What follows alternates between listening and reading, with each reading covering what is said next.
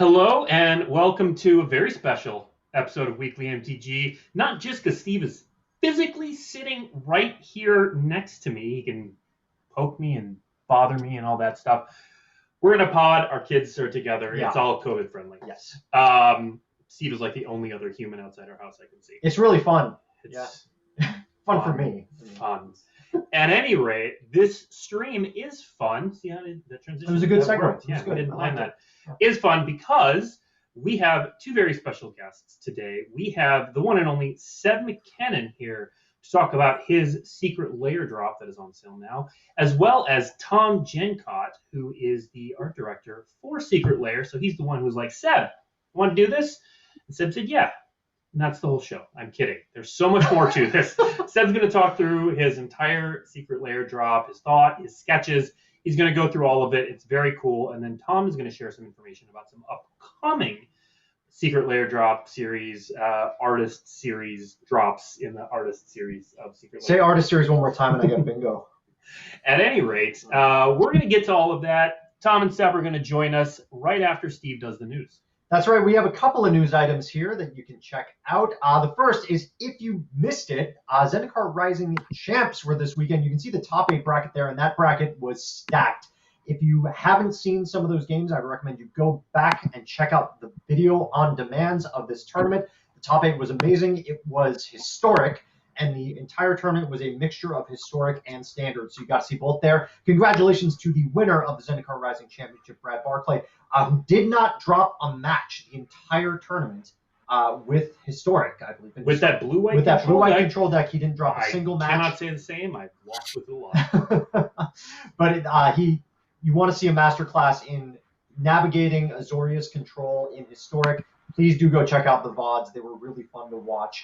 And congratulations to Brad for winning the Zendikar Rising Championship. Additionally, one more piece of news. You still have time to check out the Secretversary Super Drop from Secret Lair at secretlair.wizards.com.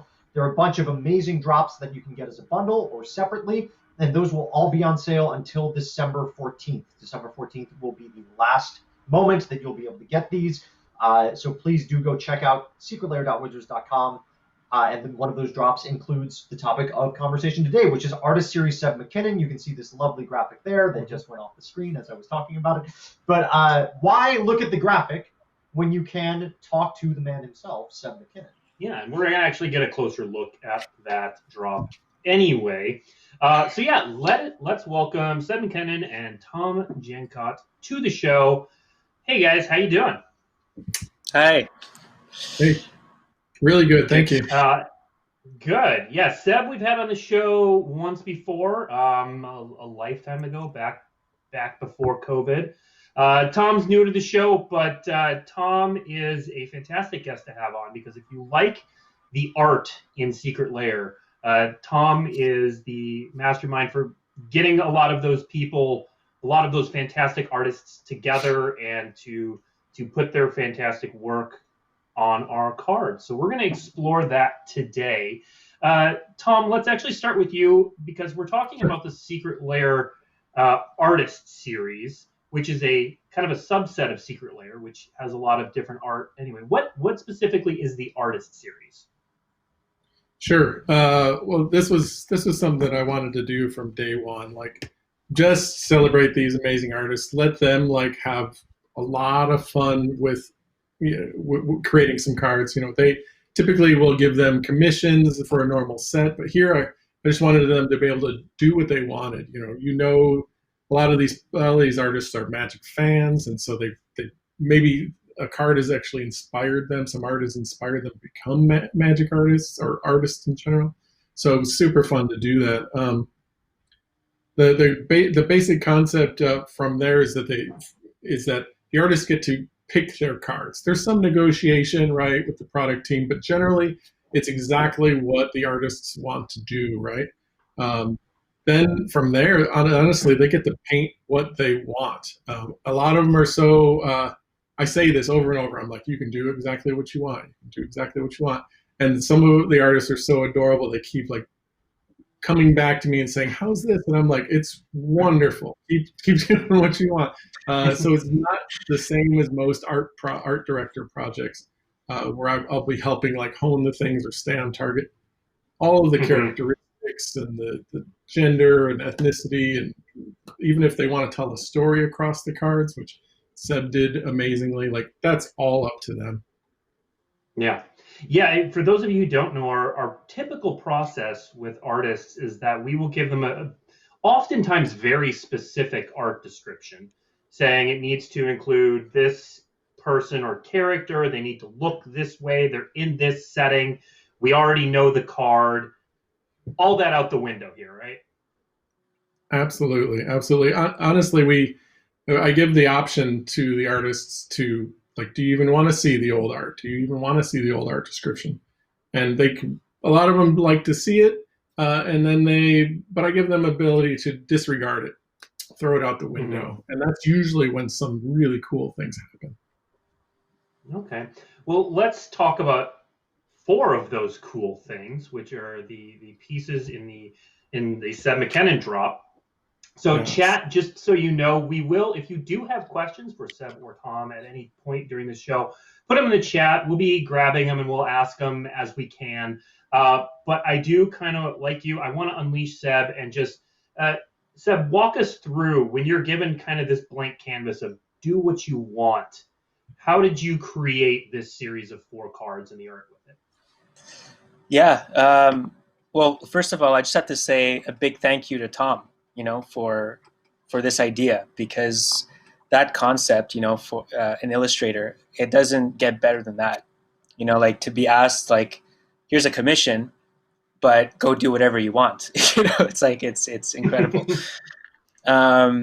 So I knew right away it was a very special thing. I wanted to put like as much as I could of myself in those cards, like what I'm interested in and all this kind of stuff.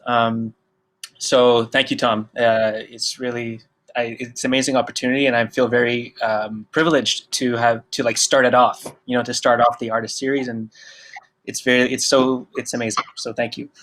When I got your email, Tom, it was very exciting because I already had an idea what I wanted to do, like I kind of, and then there was a short back and forth with the the choices, and then we agreed on those 4, and I was really happy about that, and it allowed for this story to come out, and I'm a huge like I'm really intrigued by like Celtic mythology and all that, like the fairy tales and legends like that. So I want to kind of bring a little piece of that into this Secret Lair with this story. And so it features a knight who kind of encounters one of the Fae, and something happens. And we can go through the whole story. But I guess we could start with the first one. So the first one, I thought a good thing to do would be to start with setting the scene, and to do that, a swamp or a land card was the right way to do it. And my personal favorite lands, like when I used to play Magic, and when I was a kid, like the swamps were my favorite. And so to have a chance to draw a swamp was something I really want to do. And so I started with this. This is what you see on the screen right now is the digital sketch of it. And then from there, it moved this, and now this is the final illustration. So yeah, what I wanted to do here is really set the scene, introduce the character of this knight in the red cape there. And oh, sorry, it's my phone. Oh my god. It's me. I'm calling you, Seb. I should have called you. Sorry about that. All right. Yeah, and for me to be able to do a swamp was something that I really was so much fun. And if I didn't talk about this yet, but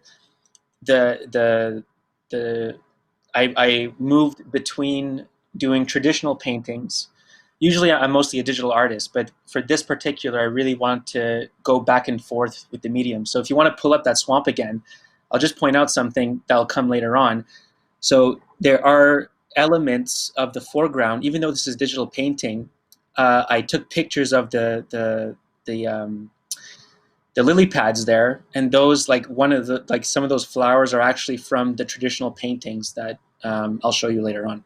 So that's the beauty of working digitally. You could take photos of your own watercolor textures, your own acrylic textures, and use them in digital paintings, and it gives it that, even though it's digital, you still get that kind of traditional texture in the work. So that's what's really, really fun. Quick question. So you said you really you like the swamps. Did you, when you were picturing what you wanted to do this after you got the call from Tom, did you start with, I have this story I want to tell, or did you start with, I have these cards I want to represent? It was a little bit of both. I think I was looking for cards that could have a kind of a storytelling quality to them, and so like if we take Sower of Temptation, for example, that incorporates two characters, right? Just like in the original art, which is an amazing piece as well. And that card was a card that my little brother and I, when we played Magic, he had that card in his deck, and he kept winning games because of that card. And I really, it was so annoying. But so now it's just, for me, it felt like a fun one. On one hand, it felt like a fun thing to kind of go back to that nostalgic, like I was drawing from my childhood in the choice of card, as one side of it, and then you had also the storytelling quality. So it's not just one character. The card is a creature. It's a fairy wizard, but she's controlling someone else. So the fact that you have that duality in one creature card was like offered an opportunity, to kind of have this story in it, Yeah. Okay. When Seb picked the swamp, by the way, it was a very curious choice. Like he was one of the first people that I emailed. There was a small list of people at first, and I thought they were going to go like, give me all the chase cards, give me this, give it. And he's like, I've never done a swamp.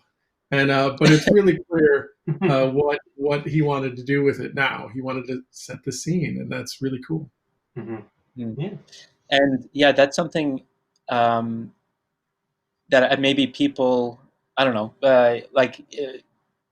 at first I don't think people knew that I chose the cards, when it was first released. And when I was, it's just something like, and I think people told me you could have taken much more powerful cards or much more rare cards and stuff like that. But my personal relationship with Magic, like the game, was like when I first discovered Magic, it was with the classic 6th edition. And my brothers and I would collect the cards in binders, and we didn't know how to play. We just had cards of the artwork that we liked. And we only figured out how to play later on. But when I would build a deck, I didn't care what the card did. All I cared about was having, when I had my creatures and lands and everything, I wanted it to look aesthetically pleasing, So that was I always approached the game from like how things looked for me, so that it generated this, like, it fueled my imagination, more than anything, playing Magic. So huge part of my childhood, I was very much inspired by other artists in that. So I was drawing from all these things in my selection of the cards, and what I wanted to do here. Yeah, makes sense. All right, well, so that's the swamp and how you got started. What comes after the swamp then? Yeah. Okay. So in the story, the knight encounters this the fairy, right? The fairy of Sower of Temptation. And so I started with a watercolor to kind of trying to get a feel of what this could be.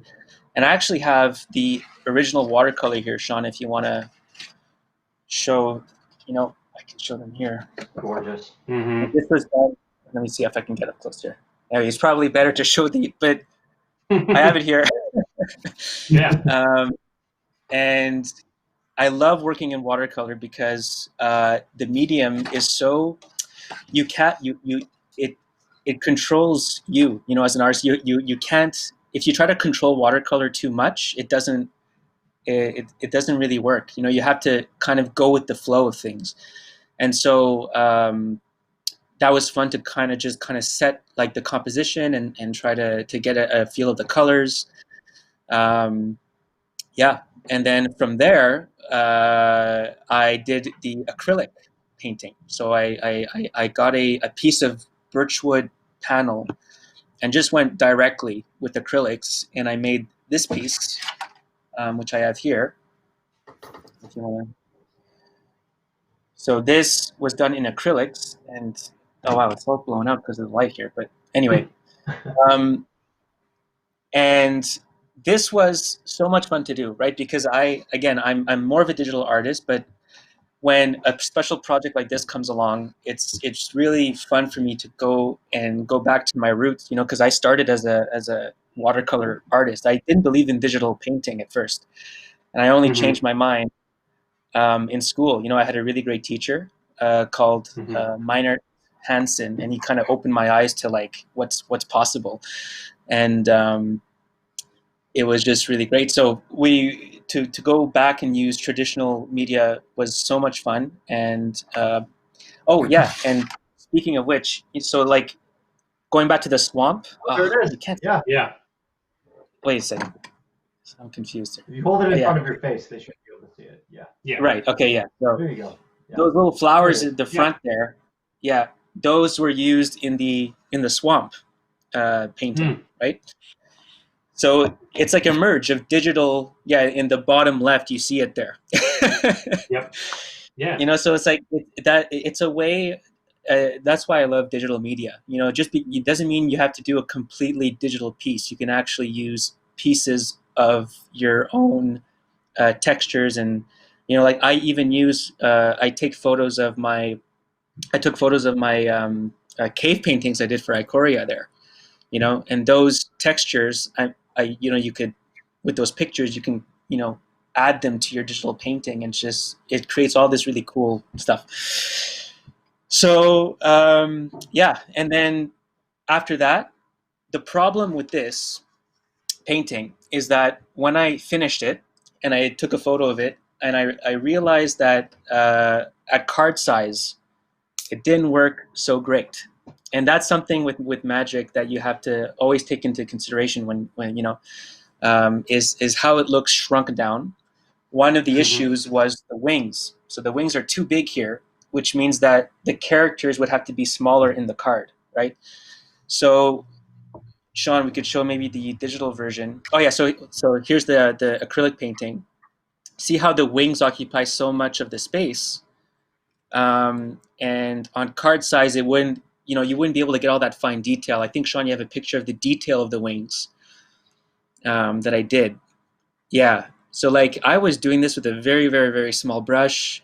And, you know, when you're in the zone and you want to make a nice physical painting, it's fun to do this, right? But then at card size, all of that gets lost, you know, and then things can have risk looking muddy or just not as defined.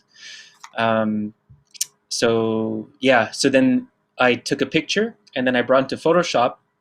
And then before painting on top, I wanted to try to find a way to position the characters so that it would work better, you know, as a composition. So as you can see here, her wings are much smaller, you know, as opposed to the acrylic version. And I was also trying to kind of and I was also trying to, from a composition standpoint, have these directing lines aiming towards the two heads together, or her hands on the head, right? So you have her body, which is now completely horizontal, which kind of helped. You have the curve of the wings on each side that point to her head, and you even have the knight's cape, you know, this red line coming up towards them, towards where the focus of the painting should be. So I felt this fit rather well. I also want to bring more blue as a color into the card, because it's a blue card and I wanted it to feel like a blue card. The other acrylic version is the background was completely black, which I find still very cool. But again, for the card, it worked better to try to bring blue into it. So we can maybe show the final, what the final ended up being. So then this ended up being more the final. The background was simplified, again, to kind of simplify things so that it stood out better on the card. It's more of a misty blue background now where they are. But the elements, it's like the texture on the armor and stuff. You try to preserve that when you go between acrylic and digital as much as you can. Yeah. So one thing too, what's kind of fun with going to digital is that if I want to make a larger print, let's say like a canvas print of the final digital piece, at that point then it's fun to go in and like if you compare her hair, that's, I couldn't get more detail out of her hair, for example, in acrylics. I don't have a brush. I didn't work big enough, and I didn't have a brush that was so fine. And maybe I'm just not that skilled right, to get that amount of detail, as opposed to the digital finish, which allowed for that. Like it gave me a chance to refine the anatomy of her arm a little bit, her fingers, add that little like glow to the knight's eye, which I thought was kind of cool. So both paintings I love, and both I think are cool. But in the end, the digital felt better, to go on the card. Yeah. Great. All right, so that's part 2 of the story. What is part 3? Yes. Okay, so yeah, about the story. So, and then what happens here is that she goes to the knight and takes control of his mind, right? Just like what the Sower of Temptation card does. My brother Liam came up with an amazing flavor text that spans throughout all the cards. So it's a poem. And so, she says, moth to my light, cease resistance, hand over the reins to your mind. And that's what she does. So by doing that, she's able to enter into the knight's mind. And that's when we see this terrible hellscape, which is the Damnation card. So, Tom, I just want to say I'm really happy that I was able to do Damnation, that, you let me do Damnation. Yeah, so am I, and so is probably everybody. When I see like so small, all I want to do is say zoom in and enhance. Like get in there and take a look at that. It's amazing. Now, Seb, you said something there. I want to go back on. You said your brother wrote a poem that is now the flavor text on these cards. Yes, yeah. So, and again, that was another way for me to make this really like a Seb McKinnon Secret Lair. Is this, I'm very close to my brothers. My brother Liam is an amazing writer. We're working on a children's book right now, and he's also helped me a lot on the script for my film project, Kin Fables. So to have him here, in the cards with me, is really special. So yeah, and so it basically also tells a story, of what's happening. It's the concept is the flavor text is the fairy speaking to the knight. Yeah. All right. Okay, so take us through the art on this Damnation. Yeah. So first of all, very daunting task, because I've the Kev Walker art with the black sphere is in my top 10 card arts of all time, and so I knew I wanted to kind of I wanted to kind of honor that a little bit in there. So the black sphere is kind of also represented in the Damnation artwork that I have there. So how I started with this is a completely digital sketch. and here it's very quick what happens. It's very chaotic. I have to it's really weird. Like I have to kind of not think anymore. Like I try to just react, to what I see. I'll like start painting really random things, and then use like smudge tools and Photoshop and like and warping and all this kind of stuff until I start to see things emerge in the chaos of the painting. And it's an amazing way to generate ideas for me personally. And it's funny because I think another artist works the same way. I read an interview with Nils Ham where he kind of works in a similar way to I do at the beginning. And so it's really, really fun. And then so these out of this chaos, one of the main images that really like I connected to and responded to because it haunted me a little bit was this kind of horse rearing up and kind of fighting another image of himself, but if it was his like the death self, like so. And from there, I kind of the rest of the composition sort of came together. I knew we had to keep the characters, right? So the knight returns; he's in the bottom left. The fairy is in the top right. And from this sketch, once I kind of figured that out, again, I went directly to acrylic. I didn't even plan it out with like a pencil sketch or anything. I just went directly with paint, and I produced this. I have the original here as well. Mm-hmm. Wow, that's awesome. Yeah. Oh my so goodness. This was done in acrylic, and I'm just gonna try to get the horses here. Oh, so you can totally see them. yeah. There you go. There it is. Anyway, right there. Yeah. But again, so that was for me a really fun experience.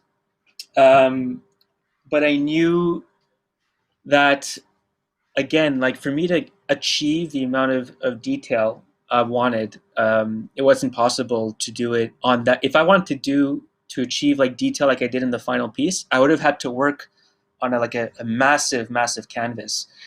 And due to time constraints and everything, it wasn't really possible for me. But this was really tricky, right? Because it is a very busy image, so it took a lot of like trial and error. Trying to determine the size of everything happening here. So I think I worked on this one the longest.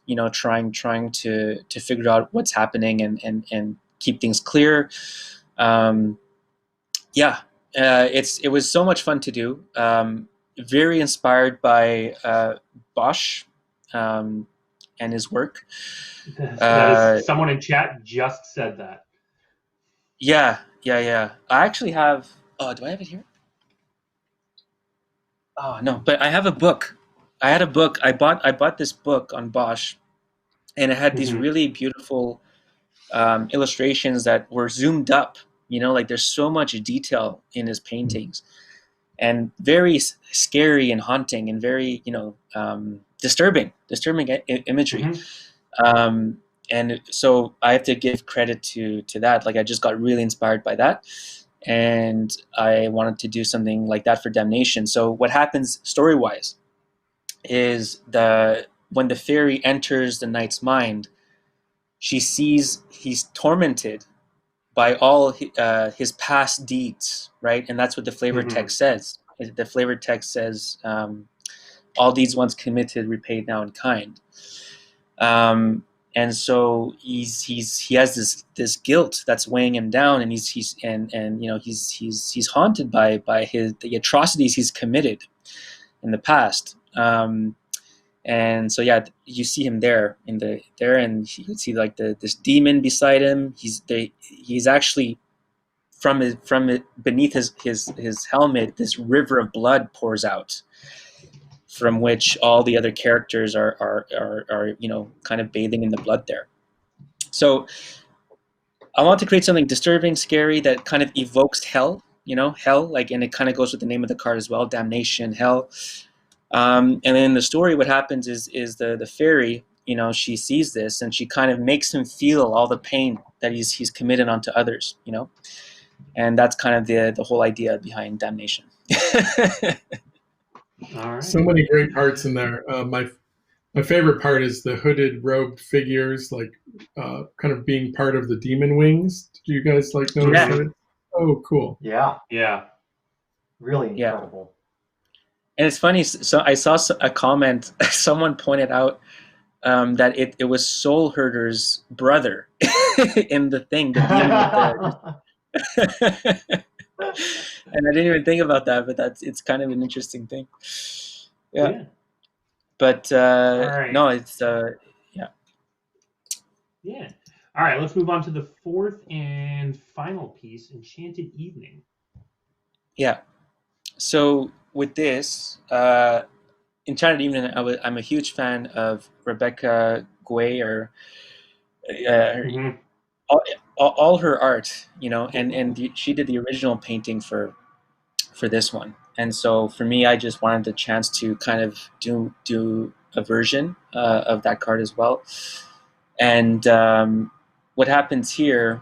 Okay, so if we could talk about the process, I started with this sketch and try to figure out what I want to do. And the concept was the fairy, once you know she's kind of had the knight go through all this torment. She offers him a way out of it, a way out of hell, a way to kind of, you know, release all the guilt that he harbors inside, and this kind of goes with the nature of like or like fairy folklore, you know, like they always have this kind of dual thing going on where it's like you'd never know if you can actually trust them. You know, there's this, you don't know if they're benevolent or malevolent. You know, if they offer you something, they don't. It always, maybe it has a twist to it, and you always have to be cautious all the time with the Fae folk. You know, so what she does here is she offers him a way out, and the knight accepts, but he is transformed. It's a story about rebirth and letting go of the past, but in doing so, she transforms his spirit, and it lives in her pond. You know, here it's symbolized by the tree in the reflection of the world here. So that was how I want to end it, and I thought it kind of had a little bit of, it's like there's a bit of beauty and a bit of eeriness in it as well. The fireflies around her, you know, are like, to me, the souls of other you know, people that she's kind of collected to live with her in her pond. So that's the concept behind the card. For this, I also did an acrylic painting. Started acrylic, which I have here. Yeah, well, that's actually a better picture to show. Because it's not working for me on this side showing my paintings.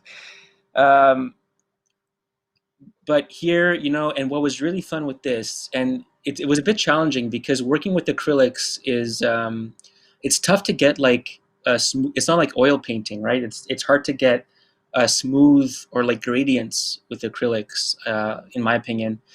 And so I used a lot of paint retardant for that, and that's how I got the reflection in the water there, you know, to kind of feel like water.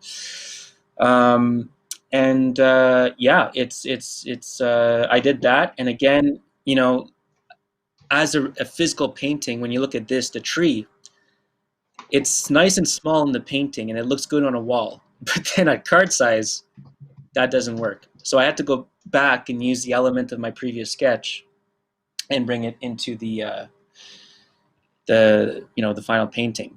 Yeah, so that's the final painting there. It works better at card size. Again, I was able to, you know, have something that would look more clear on a card when you step back from it. But even then, I still want to go in and paint some detail up close. You know, so Sean, I think you have an example of the acrylic. Yeah.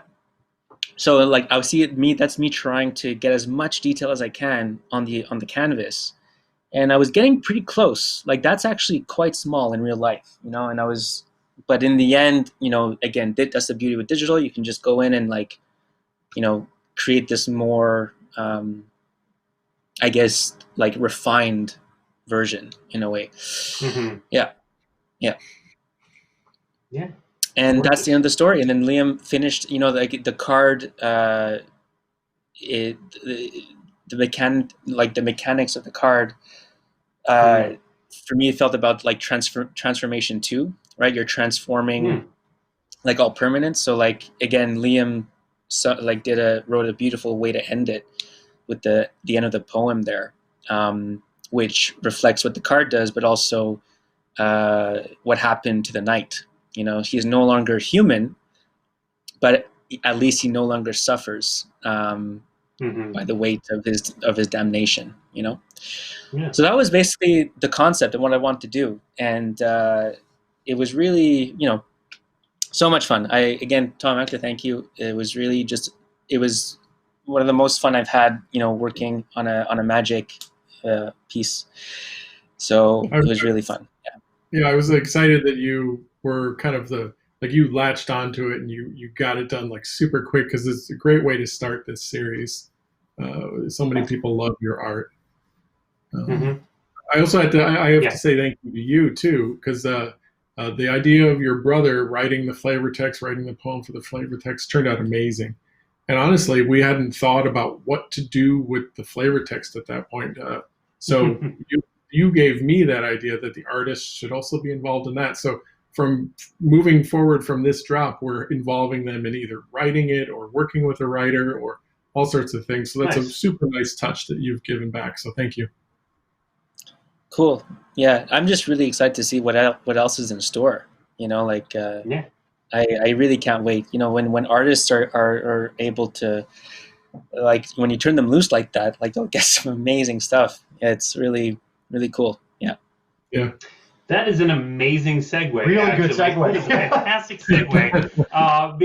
Because Tom is going to share some of what is coming up. I do want to put a quick plug in. A lot of people in chat were just raving over a bunch of Seb's art here that we just went through. If you want to purchase the Seb McKinnon Artist Series Secret Lair drop, you can head to secretlair.wizards.com right now. It's on sale through Monday, so be sure to check that out.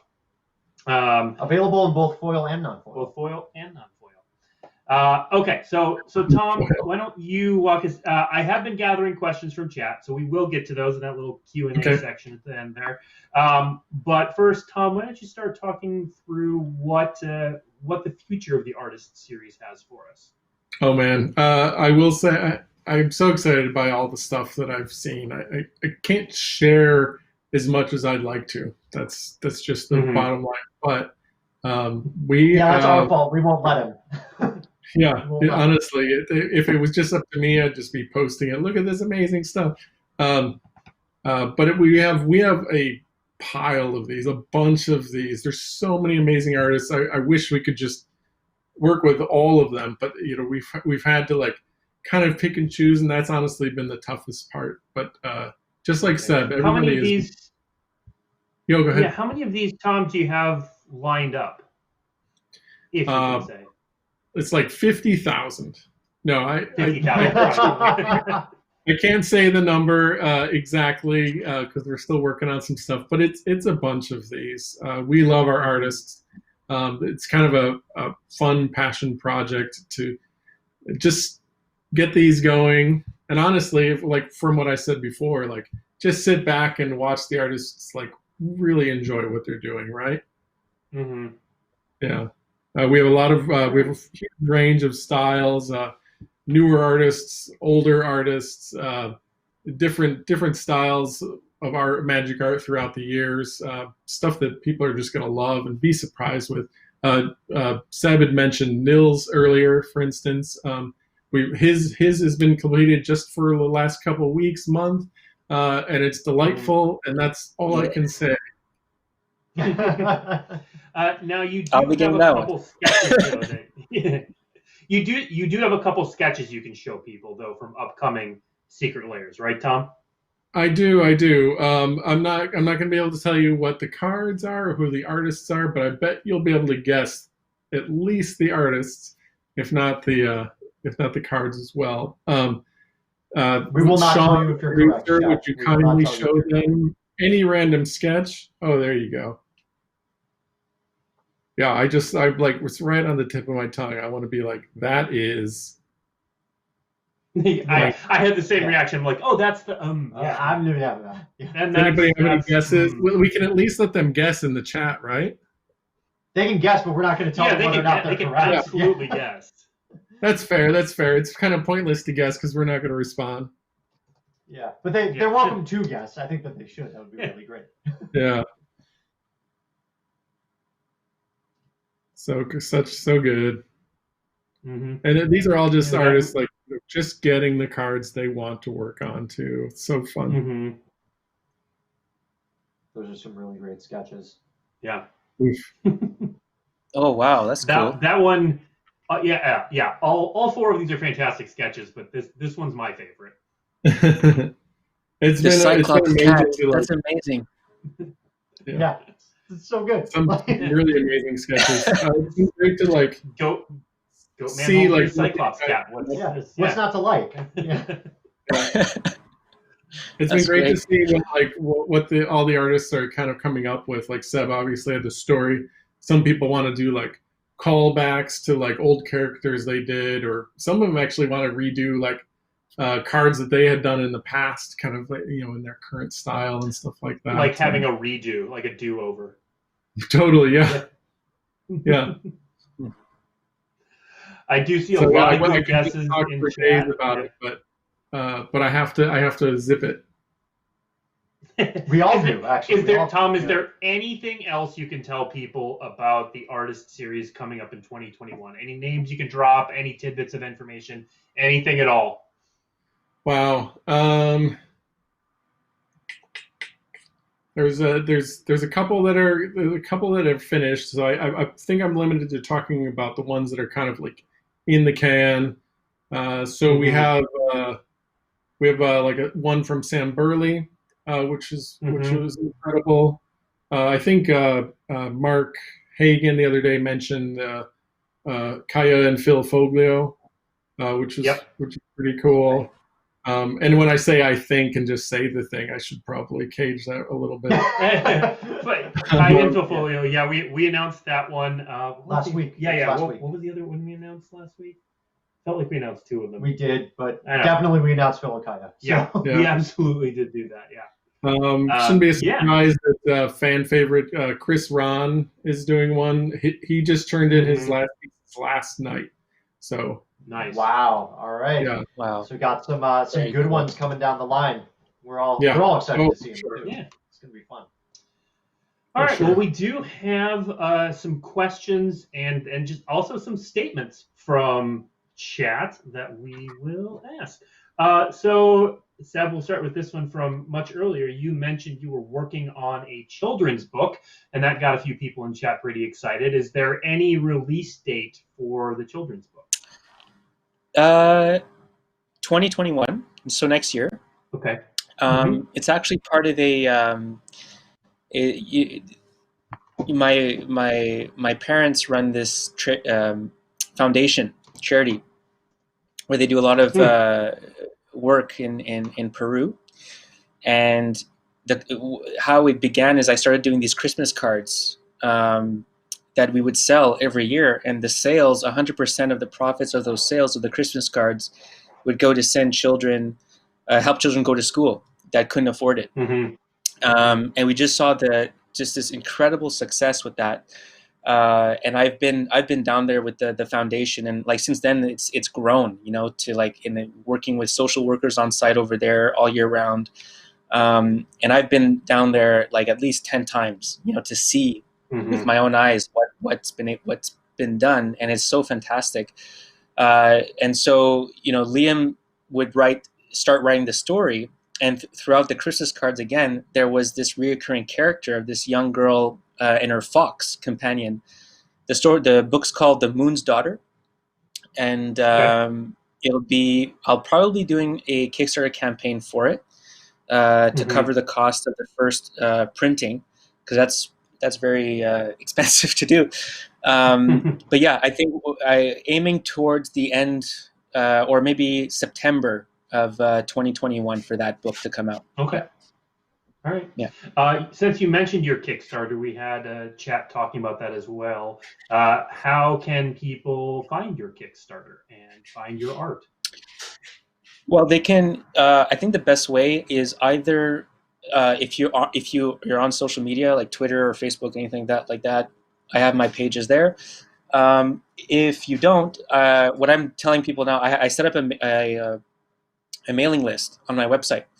So you can go to sebmckinnon.com and join up to my mailing list. And then whenever I have news about like a new campaign coming out or anything like that, it's really the best way to kind of stay up to date with what's coming out instead of trying to follow on social media, you know?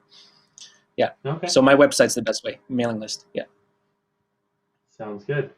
All right, another one for Seb and kind of for Tom. Seb, if given the chance, would you want to do a full set of full art lands, at least one of each? Yeah. Oh yeah. I love it. All right, Tom, put it in your I'm waiting. I'm waiting for the commission. Sounds like I'm committed. Yeah, I really love it. Honestly, it'd be really fun. Yeah. All right. This next one is just a statement, so I'm just gonna read it out loud. There was a lot of this in chat, but I'll just read this one as kind of emblematic of it. Just wanted to tell Seb it was amazing to see an iconic art such as Damnation being illustrated by him. He's an amazing artist. I've been following him since his Arc Lightning on Khans of Tarkir, and I'm always stunned by how beautiful his art is, his drawings, and his film. Big hug to him, and thanks for the amazing show. Wow. Well, thank you for the kind words.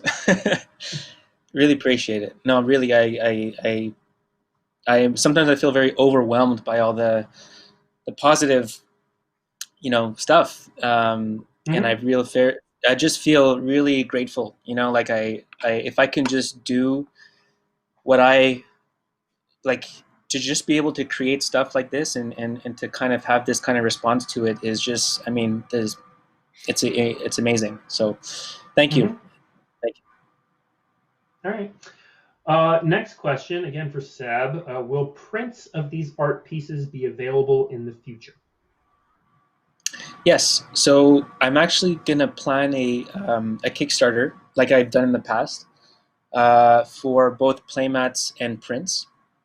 I'm trying to get that set up. Yeah, I'm gonna try to get that set up maybe February, end of February, and I'm waiting because a lot of people wanted maybe to have the prints like in time for Christmas or something like that.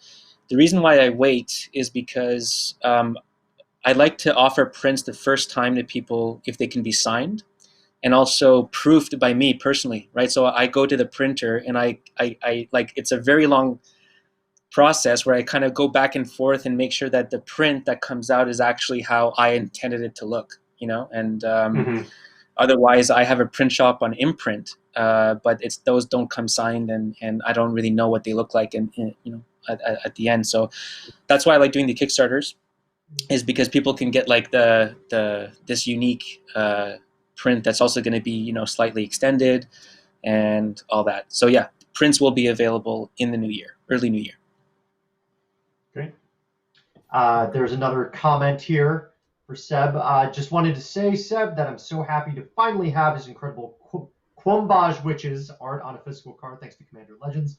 I waited for this moment since it got released on Magic Online. So some nice love for your Quombage Wishes. That's why I had you read that one, because I can't pronounce that word. Quombage. Okay. Is that correct? I don't actually know. I just did the best that I could with it. That's pretty good. Quombage Witches. Yeah. Quombage. Yeah. No, it's no, I'm really happy that was finally saw a paper, was printed on paper. Yeah. I'm keeping my fingers crossed for a Stasis, also printed on paper. That would be so cool to see. But anyway, we'll see. Another question from chat. for Seb. How is the movie coming along? Yes. So the movie, because of the pandemic, everything's been put on pause, and it was really tough. It's kind of, I mean, 2020 has been hard on everybody, for various reasons. But to kind of like, do these campaigns, and then this pandemic hits, and then you have to kind of put the brakes on, that's really tough. So I really hope things get back to normal soon. For now, the movie is on pause.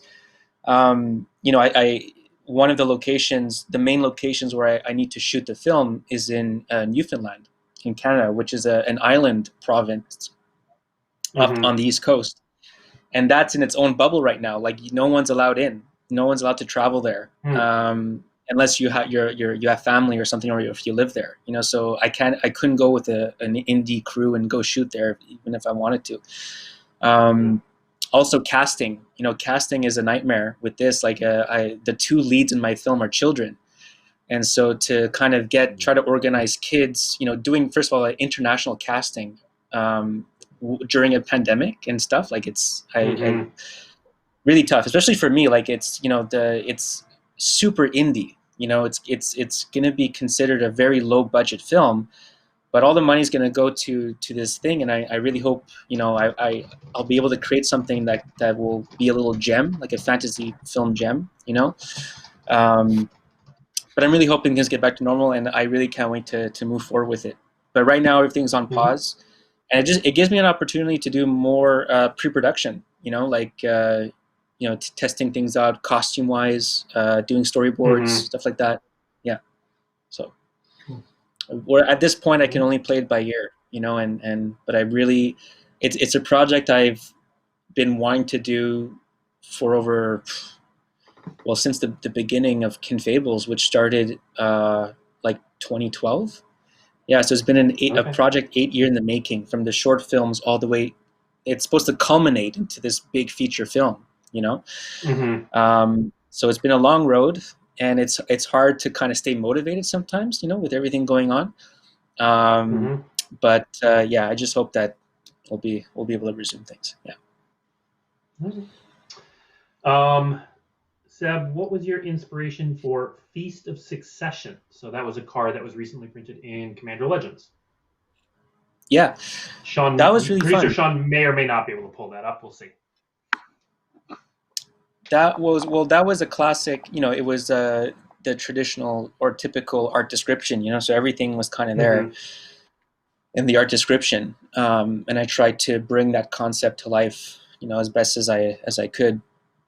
But it was really fun. It was a really fun illustration, and it really came from the brief. I can't say the idea came out of my head. I just kind of tried to do what they asked me to do. I think my contribution, though, the only thing I changed was the crown was supposed to be on the table, it rolled off the head, and the king's crown is on the table, but I added that hand at the top, like kind of stealing the crown, from the piece. So I just kind of switched that up a little bit in the brief. Yeah. Makes sense. I like it. Yeah. We did. Let's see. This is a question there we go. Succession. Sean, the best producer in this business. You got it. That wasn't planned. Yes. You got it up there. Yeah, that's fantastic. Yeah. So the hand up there was my little kind of twist to it. A lot of people commented it was like the Red Wedding or something, Game of Thrones. I can't say I was thinking about that when I was doing it, but it's or when Arya, but or whatever. The Deadly Feast is a pretty well-known trope. The Deadly Feast. Yeah, exactly. The flavor text is pretty good too. It is very good. Yeah, very, very, very good. No, a fun piece, and oh yeah. Oh yeah, I was just gonna say. So we can't answer this question, but I'll read it out anyway. Will we ever see more of Aminatou? She's one of my favorite commanders, and of course, Seb did amazing art for the card. So will we see Aminatou again? Probably at some point in time. Who knows? But another so. Fantastic piece by Seb. Yeah. Seb's like, I hope so. I really hope so. I think she's really cool. Yeah. All right. Last question that I have from chat. When the pandemic is over, will you, Seb, go to any events and do signings? Yeah, I'd love to. I really love to. The last one I did was in the States, and it was really fun. I love doing that because it gives me a chance to see the people face to face. The fans face to face, and be able to do that, and also offer sketches and stuff like that. Like I really, really enjoyed that, and yeah, I hope we'll be able to do that again. Yeah. Yeah. Us too. Yeah, it'd be nice. So Steve doesn't have to be the only human I can interact with. Oh, come on! You didn't like Steve Con? This is like Steve Con. It was better. It was better than last year's Steve Con. That's true. That's very true. I didn't get Nobody invited. attended that one. You have to be in our quarantine bubble to pick on the Steve Con. All right, that is the show for today. Big thank you to Seb and to Tom for joining us and talking through the Secret Lair Artist Series, Seb McKinnon, and giving us some hints of what's to come in the future. Again, if you liked what you saw with the Artist Series Secret Lair. There's a lot of words. Secret Lair Artist Series, Seb McKinnon. Thank you, Steve. Head to secretlair.wizards.com and you can pick it up in you can pre-order it in either foil or non-foil. And then, as Seb said, prints will be available in 2021, so be sure to follow him on social media if you are interested. Next week on Weekly MTG, we'll have a show. We'll have a show. Yes. We're going to be recapping some stuff. We have a pretty exciting week next week, and we're going to kind of be the capstone of all that. So we're excited for that. And of note, next week is our last show of the year. It is. So then we go on vacation. So thank you, chat. Chat says thank you to you all as well. So thanks for joining us, Seb and Tom, and we will see you next week. Thanks, guys.